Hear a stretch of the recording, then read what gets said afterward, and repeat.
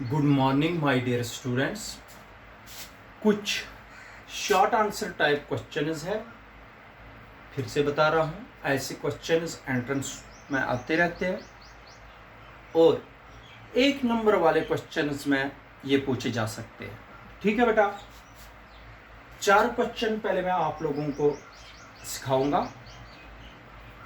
सबसे पहला है question number 1। If x is equal to, मैं यहां पर लिखूंगा if x is equal to a plus B T plus C T square. ठीक है बेटा, क्वेश्चन है if x is equal to a plus B T plus C T square where x is in meters and t is in seconds. x meter में है, metre में है ये बेटा, और t जो है, चाहे ये t चाहे ये t ले लीजिए, ये सेकंड्स में कैलकुलेट है। हमें यूनिट्स बताने हैं। What are the units of b के यूनिट और c के यूनिट बनाने हैं। ये है क्वेश्चन, अंडरस्टैंड करिए। This is solution of question number 1। ठीक है बेटा, अंडरस्टैंड करिए। इधर देखो, मीटर में तो लेंथ मेजर करते हैं, याद रखना बेटा।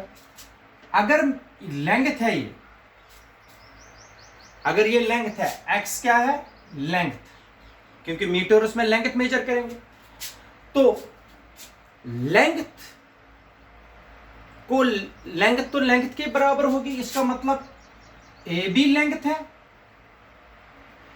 b plus B into T भी लेंथ है, और c इंटू टी स्क्वायर, इनका प्रोडक्ट भी लेंथ है, इन दो का प्रोडक्ट भी लेंथ है।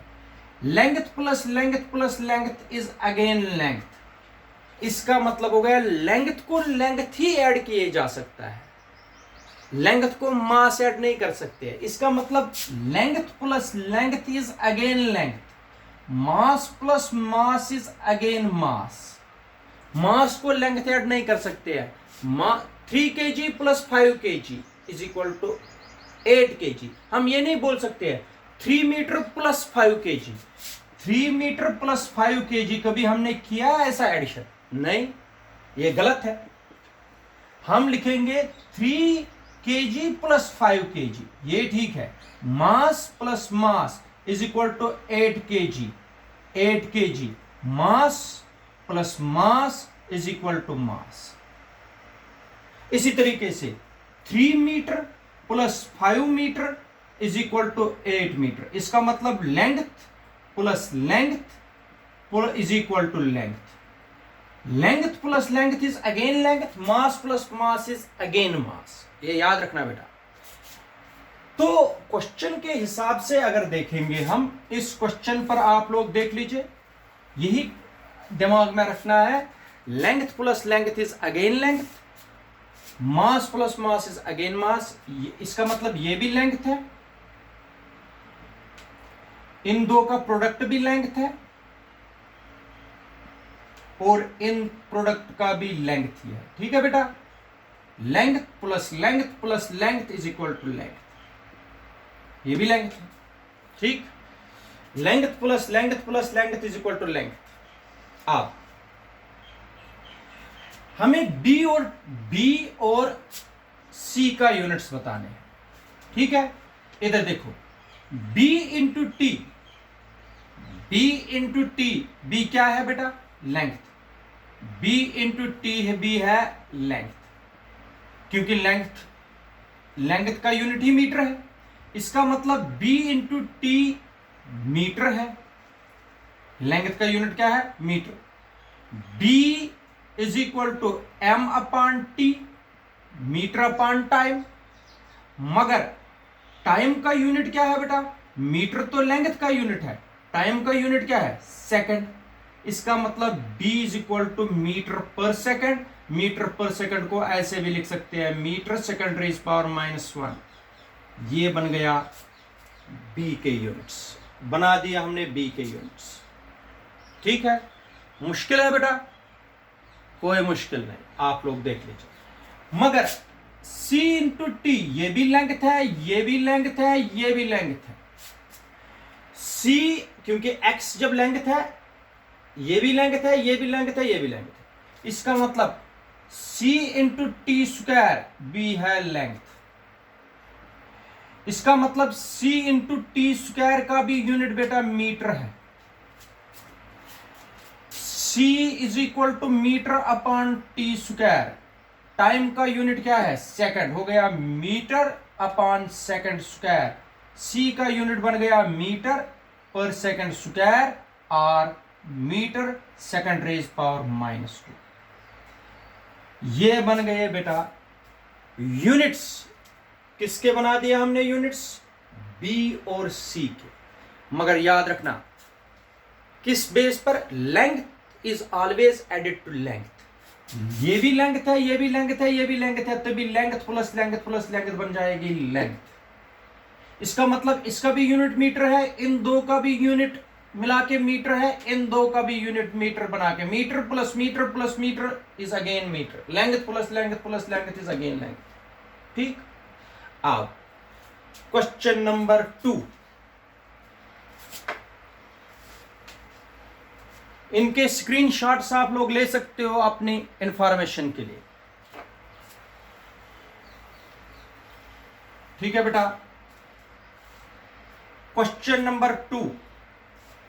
व्हाट इज क्वेश्चन नंबर 2 बेटा? अंडरस्टैंड करिए question number 2।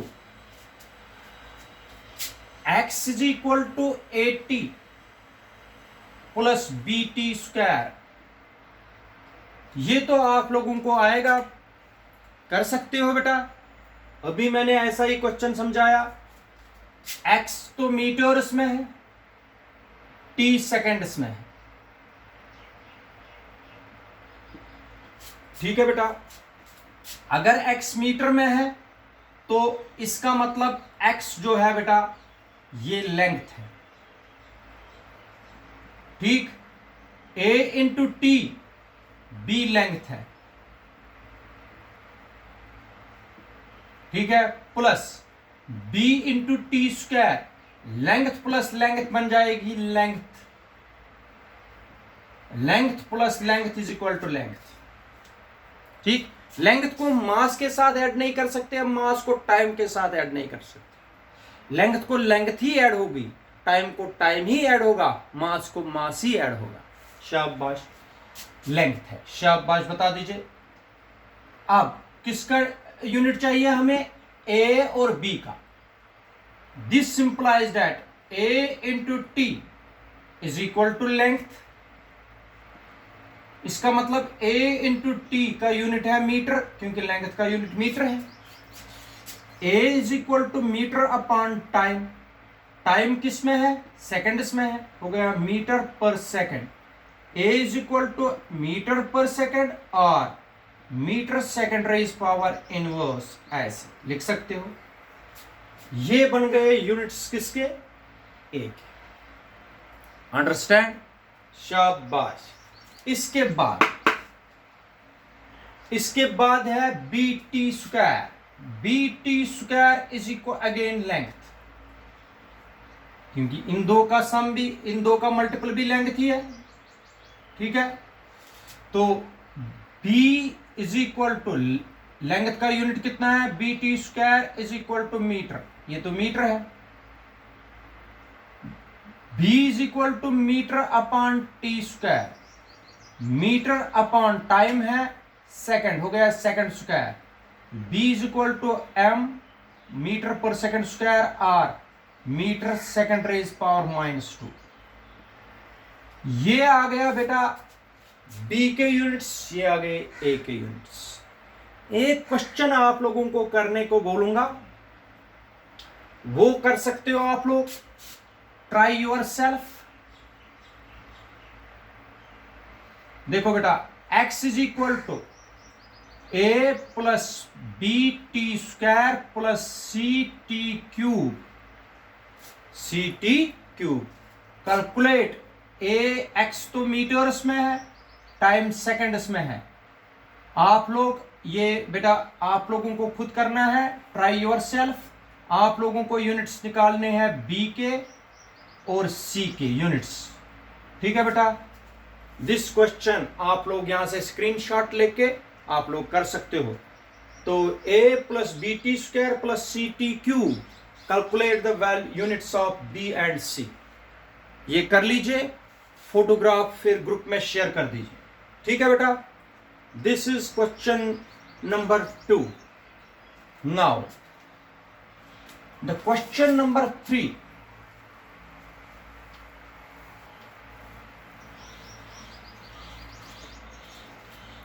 Question number 3. Question number 3 is how many times larger is kilogram from a milligram? 1 kilogram 1 kg, शाबाश बेटा। 1 kg कितने ग्राम्स के बराबर होता है?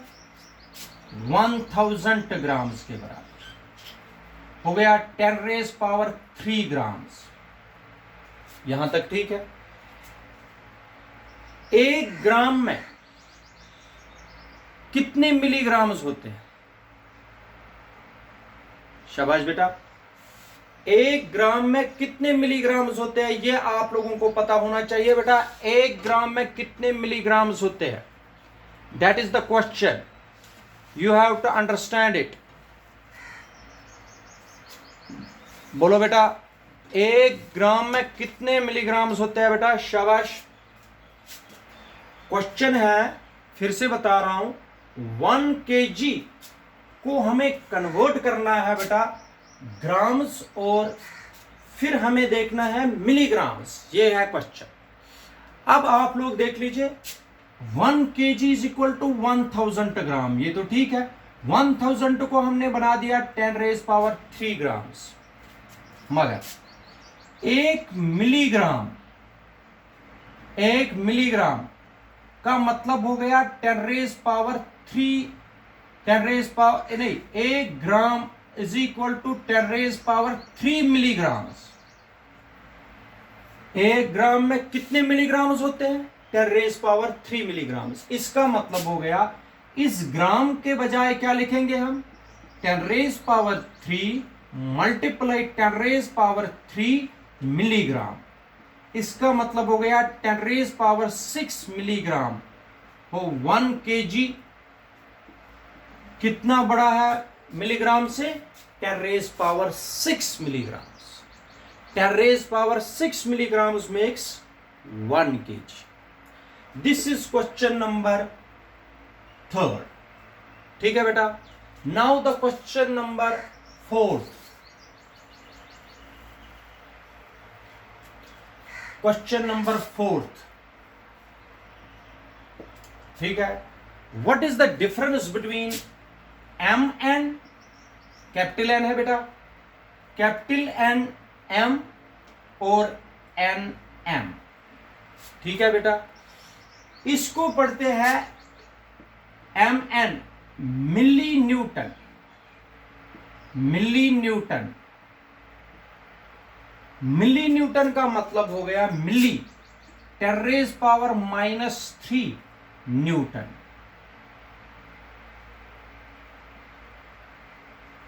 ठीक है बेटा, मिली न्यूटन बोलते हैं इसको। इसको बोलते हैं एन, कैपिटल एन है, इसको बोलते हैं न्यूटन मीटर। न्यूटन मीटर, ठीक है। इसको बोलते हैं स्मॉल एन स्मॉल एम, इसको बोलते हैं नैनोमीटर। नैनोमीटर, नैनोमीटर का मतलब हो गया 10 रेज पावर -9। ठीक है बेटा। अगर कोई एक क्वेश्चन है बेटा ऐसे, क्वेश्चन नंबर 5th, एंगस्ट्रॉम, इसको एंगस्ट्रॉम बोलते हैं, and astronomical unit. What is the difference between angstrom and astronomical unit? Angstrom और एस्ट्रोनॉमिकल यूनिट में क्या फर्क है? मैंने बताया, एंगस्ट्रॉम जो होता है बेटा, एंगस्ट्रॉम 1 एंगस्ट्रॉम होता है बराबर 10 रेज पावर -10 मीटर। और इसको कंसिडर की करते हम वेवलेंथ ऑफ लाइट। ठीक है बेटा, वेवलेंथ ऑफ लाइट किस ऑर्डर की होती है? 1 एंगस्ट्रॉम। 1 एंगस्ट्रॉम कितना होता है? 10⁻⁻10 मीटर। इसके बाद 1 एस्ट्रोनॉमिकल यूनिट। 1 एस्ट्रोनॉमिकल यूनिट मैंने आपको पढ़ाया, it is the distance between sun and earth. The distance between earth and sun is called astronomical unit, and 1 astronomical unit होता है 1.496 into 10⁻11 metre. That is the difference between angstrom and astronomical unit. याद रखना बेटा, ये हो गए 5 question जो आप लोगों के लिए आज का टॉपिक है। ठीक है बेटा, thank you, have a good day.